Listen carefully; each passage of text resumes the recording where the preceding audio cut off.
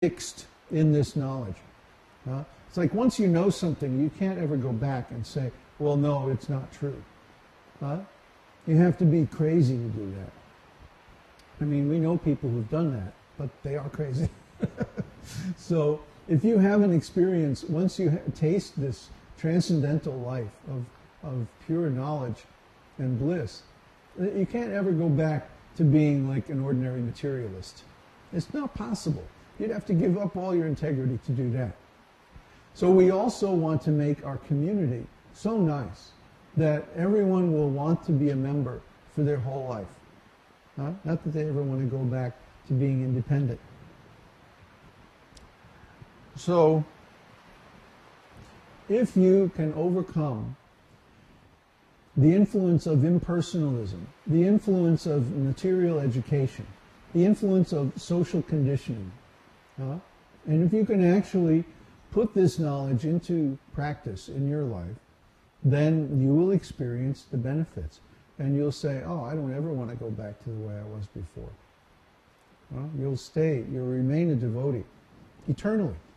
Because that's the whole point here. That the influence of devotional service surpasses not only the material benefits of religiosity, economic development, sense gratification. It even surpasses liberation. How is that possible? Well, when we become aware of our actual identity, our actual spiritual nature, who we really are in the spiritual world, our eternal identity in relationship with Krishna, means we have a service relationship with Krishna. And we realize that relationship, and we have access to that point of view, that consciousness. So we can go there, we can be there with Krishna, and we can engage in our eternal service activities in relation to Krishna at any time. This is called self-realization, technically called svarupa siddhi, that one becomes, he gains the perfection of knowing his eternal relationship with the Lord, and then acting in that relationship on the spiritual platform at any time. Once you have attained this, think about it. You're in the spiritual world. You're present with Krishna directly. You're in your spiritual body. You're performing the spiritual activities of your eternal identity anytime that you want. So you have already got everything that is included in the 4 different kinds of liberation. Isn't it? You know the 4 kinds of liberation? What are they? Well, there's 5. One is impersonal. Yeah, we don't care about that one. Sarupya, which having the same form. Speak up so people can hear you.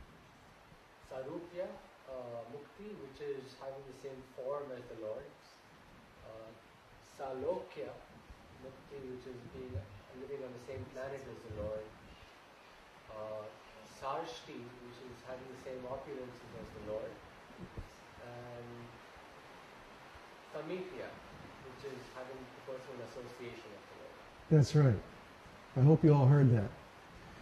So those 4 opulences, or those 4 types of liberation, are automatically included in pure devotional service, or complete self-realization, however you want to term it. So, why do we need to strive separately for liberation when simply by performing our eternal activities in pure devotional service we automatically get all the results of all the different kinds of liberation that are acceptable to a devotee? The 5th kind of liberation is merging with the existence of the Lord, and we don't care about that. So why should we endeavor separately for religiosity, economic development, sense gratification, and liberation when the benefits of all of those activities are easily or effortlessly available to one who has developed pure devotional service to the Lord? You see? That's how powerful this method is. That by executing this devotional service in consciousness of pure love of Krishna, you automatically get all the benefits that are obtainable by any other process of advancement, either material or spiritual. What does everybody want? Huh? Everybody wants to be happy. So, if you're happy, and you don't care about what's going on externally. Huh? Have you ever been happy? Even for a few moments? Where is that happiness coming from? It's not coming from outside. It's not coming through the senses. It's coming from inside. Huh? You feel happy, and you look at the origin of that feeling. It's coming from within. It's due to our relationship with the Lord. But because we have all kinds of judgments about external conditions and sense gratification and so, we think that happiness is coming from outside. But if you actually observe, you'll find it's coming from within. When you're happy, it's like you don't care about anything. It's like, yeah, so what if there's an economic problem? Who cares if it's the end of the world or whatever, I'm happy. Cool. Great. Huh? Like little children playing happily. Huh? They don't care that the dollar is losing value on the international money market or whatever. They don't care. They're happy. Okay? So, when we're happy through devotional service to the Lord, it's like all these other external things don't matter anymore. Because we're happy. Try to understand.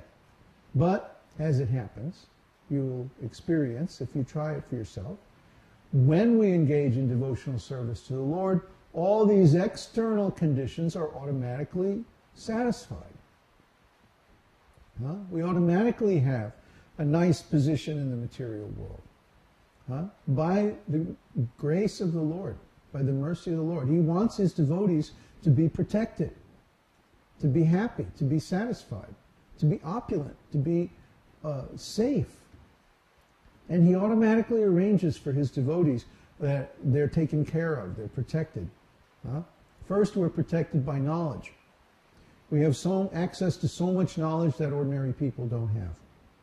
How was it that 5 years ago I could say there's going to be a problem, there's going to be economic collapse? Huh? Mike found it on some old posts that I had made on Yahoo like 5-6 years ago. Huh? I knew that. I could see it coming. Why? Because Krishna revealed it to me. And he will also reveal it to you if you're sincere. There are also some devotees who still don't believe that this economic problem is going to affect anything. Can you imagine that? Why is that? They're not sincere. They don't see that their ability to perform devotional service actually depends on the economic health of the whole society. And if they don't have a society, if they don't have a community that has its own economy separate from the corporate economy, they're going to suffer. This is what we're talking about. See, we have this knowledge about economic things that allows us to predict what's going to happen with the consensus or the corporate or the mass economy. And it also allows us to construct an economic system that's independent of that. We know how to do that. Huh? Srila Prabhupada gave all kinds of instructions that show us how to create a separate economy, so that when the external or material or corporate economy crashes, we won't be affected. He showed us how to do that. But have his devotees, have his students implemented those instructions? No. Why? Because it was politically inconvenient. So Now, so many thousands of devotees are deprived of the benefit of Srila Prabhupada's knowledge and instructions because these rascals didn't follow his instructions. They didn't establish self-sufficient, independent farm communities. Yes, they bought a few farms here and there, but they never built them up into separate economies the way Prabhupada wanted. They simply sent people out to raise money in different ways and then spent it on land and cows and stuff like that. But they never actually developed any crops or anything like that. Like when I was at New Talavan. New Talavan is like 3,000 acres. It's enormous. It's huge. You could easily feed 100 people or 200 or 300 people from that land. But they can't even raise enough vegetables for their temple kitchen to feed 20, 25 people that live there.